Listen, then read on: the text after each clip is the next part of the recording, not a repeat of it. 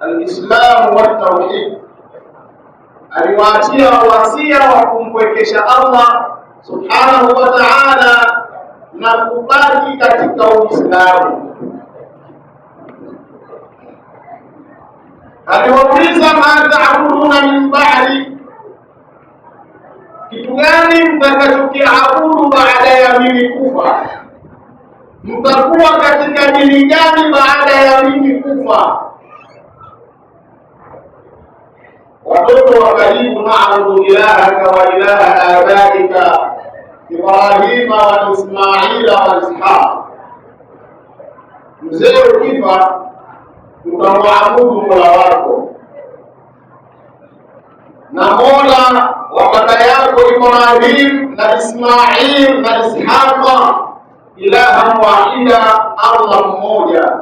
Wa nahnu lahu muslimun, na sisi kwa Allah subhanahu wa ta'ala ni wenye kusalia chini ya amri yake. Ndugu zangu Waislamu, na tukusudia katika hotuba hii na aya hii, Mzee Yaqub alayhi salatu wassalam alitoa kipaumbele kwa watoto wake juu ya Uislamu.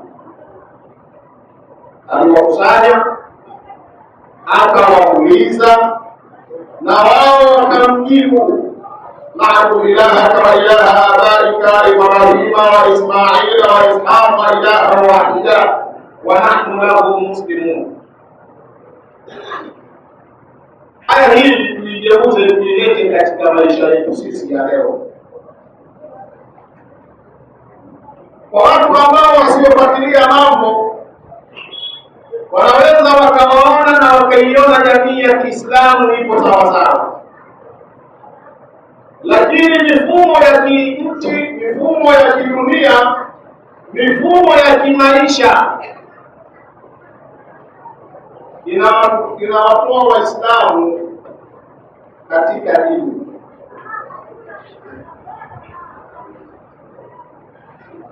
Ili Uislamu wepo, inatakiwa wanadini wawe Waislamu ambao wanaelewa Uislamu wao. Leo jamii yetu kubwa ina matatizo makubwa juu ya uelewa halisi wa Uislamu.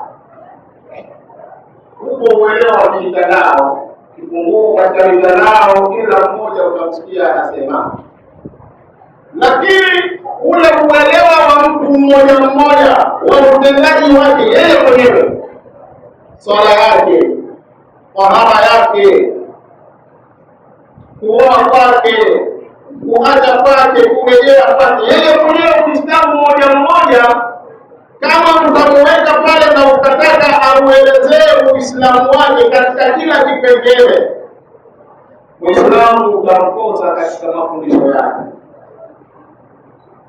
Lakini usione ajabu Uislamu huyu ukamkuta katika mambo ya kishabiki ya dini.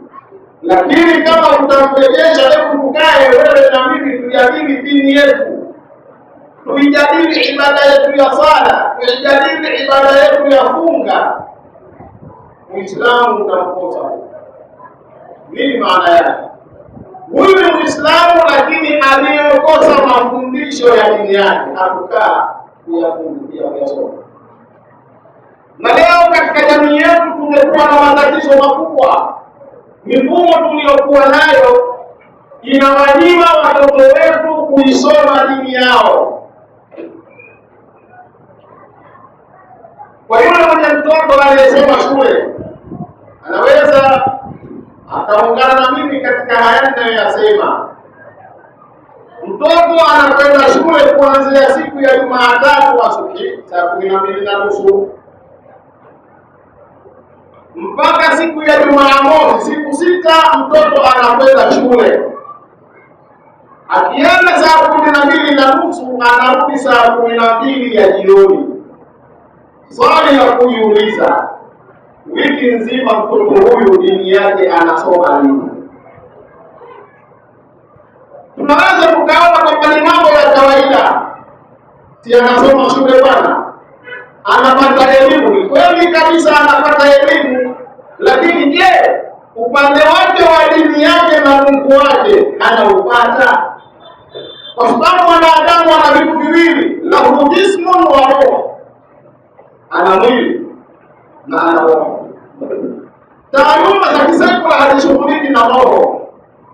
Taaluma za kisekula zinashughulika na mwili, namna gani ya kupata ajira, namna gani ya kupata maisha mazuri, ili muonekano wako na maisha yako yawe mazuri. Lakini roho hii nayo inahitaji kupatiwa chakula chake, na chakula cha roho ni elimu ya kumjua Mungu. Ikiwa ndani ya siku 7 mtoto hatumpati, na siku ya Jumapili iliyobaki ni kwa ajili ya kujiandalia usafi na kuelekea Jumatatu shuleni, Sayyidina Yaqubu aliwauliza watoto wake, ma ta'buduna min ba'di. Sisi hatutakiwi kuwauliza, bali tunatakiwa kuwaandaa ili baadaye waje kumwabudu Mola wao. Tunapoteza wasomi wa dini, maana kuna ulama na kuna shuyukh. Sio kila shehe ni alim, lakini kila alim ni shehe. Leo jamii yetu wako mashehe wengi, lakini tunakosa wanachuoni wale wanaojua masala ya dini kwa uhalisia. Kwa sababu katika ulimwengu wa utandawazi, mitandao ya kijamii mingi, kila mmoja anakuwa msomi kwa sababu alao aweze kutrend katika mitandao. Lakini tunapokuja kuwajadili na kuwazungumza wasomi na wanachuoni waliobobea katika elimu, tunawakosa. Bali tunapokwenda huko ndiko tutawakosa zaidi, kwa sababu watoto wetu hatuwapati tokea hata ngazi ya huku chini. Wiki nzima mtoto yuko shule, madrasa hasomi. Lakini sasa watu wanaenda mbali zaidi. Kuna baadhi ya shule leo kuna fikra kwamba mtoto akienda saa 12 arudi saa 2 ya usiku. Ikiwa mtu mchana kutwa hajapata taaluma, anaongezewa na muda wa usiku. Kuanzia Jumatatu mpaka Jumamosi mtoto anatakiwa akienda shule saa 12:30 awe darasani, kutoka ni saa 2 ya usiku. Tunapataje jamii ya watu watakaoijua hili? Kwa hiyo mazingira ya Nabii Yaqub ilikuwa ni kuwakusanya watoto wake na kuwahusia dini, lakini mazingira yetu sisi ni kuhakikisha kwamba watoto wetu tunawapatia dini na kuwapitia masomo ya dini. Maana yake lazima wapate muda wa kujifunza dini yao. Kwa mazingira haya, tuna wakati mgumu kama jamii ya Kiislamu katika kuwaandaa vijana wetu masomo ya dini. Kwa Allah Subhanahu wa Ta'ala ameweka katika Qur'ani usia huu Nabii Yaqub ili kutupa angalizo kwamba wewe mzazi na wewe mlezi, miongoni mwa majukumu yako, pamoja na yote yanayotakiwa kufundishwa mtoto huyu, lakini lazima dini yake afundishwe. Tunapozungumza watoto wa sekondari, ndio kipindi ambacho sasa tunatarajia hawa wana uwezo wa kupokea dini. Imam Shafi anasema wamfata taalimu wa shababihi fakabir alayhi 4 liwafatihi wa dhatu fata wallahi bililmi waltuqa idha lam takuna ihtimala lidhatihi. Wakati wa ujana ndio kusoma, wakati ambao bado mtu hana majukumu. Kipindi hiki ambacho cha sekondari mpaka form 4, form 6 mpaka chuo, ndicho kipindi hicho ambacho watoto wanatakiwa kufundishwa dini. Wamepata taalimu wakati shabari, yule atakayepitwa na elimu au kujifunza kipindi cha ujana, fakabir alayhi 4 liwafatihi, fanya takbira 4 maiti huyo. Kwa sababu ukimkuta mtu mzima kuanzia miaka 60-70 anasoma, elimu hii haina faida kwa jamii, ni elimu yake tu ya kufanyia ibada ya dini. Kwa hiyo tangu Islam na wazazi walezi ni lazima kuangalie malezi ya watoto wetu, hasa katika Qur'an, na wafundisheni watoto wenu kusoma Qur'an. Neno aulada amelitumia Mtume sallallahu alaihi wasallam kwa sababu ndicho kipindi ambacho mtoto anaweza akatengenezwa na kutengenezeka. Wiki nzima inachukuliwa kwa ajili ya masomo ya shule. Wazazi wa Kiislamu hawapati nafasi ya kusomesha watoto wao masomo ya Qur'ani, masomo ya dini. Tunakwenda kupoteza jamii yetu, kwa sababu mtoto akishamaliza form 6 anakwenda chuoni, akishamaliza hapo hana fikira tena ya kusoma dini, kwa sababu huo ni wakati wa kutafuta ajira na yeye kuingia katika maisha. Wewe mzazi na mlezi hautaweza kumwambia acha masala ya maisha tunakwenda darasani kusoma alifu. Wakati huu ambao mtoto anaelekea chuo kikuu na form 6 ndio wakati huu ambao kijana wako anatakiwa asome dini. Hili sio mashehe, hili ni yako wewe na Mwenyezi Mungu Subhanahu wa Ta'ala. Una kila sababu wewe kama mzazi au mlezi utakuta namna gani mwanao ataweza kusoma Qur'ani na masomo yake mengine akaendelea nayo.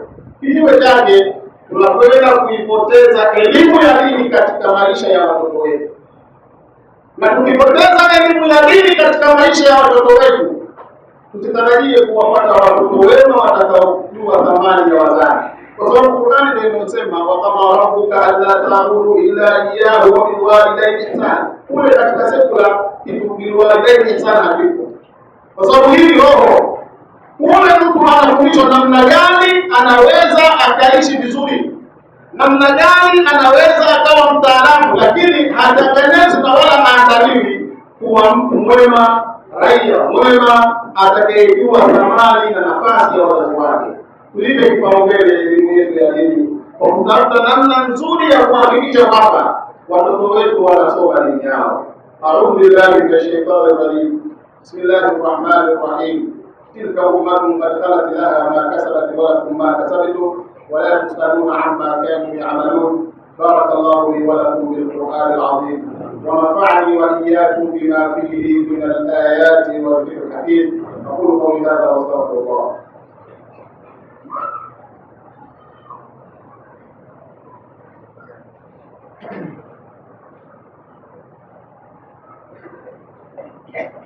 الحمد لله والصلاة والسلام على رسول الله محمد بن عبد الله وعلى آله وصحابته ومن والاه، أما بعد. أوصيكم ونفسي بتقوى الله.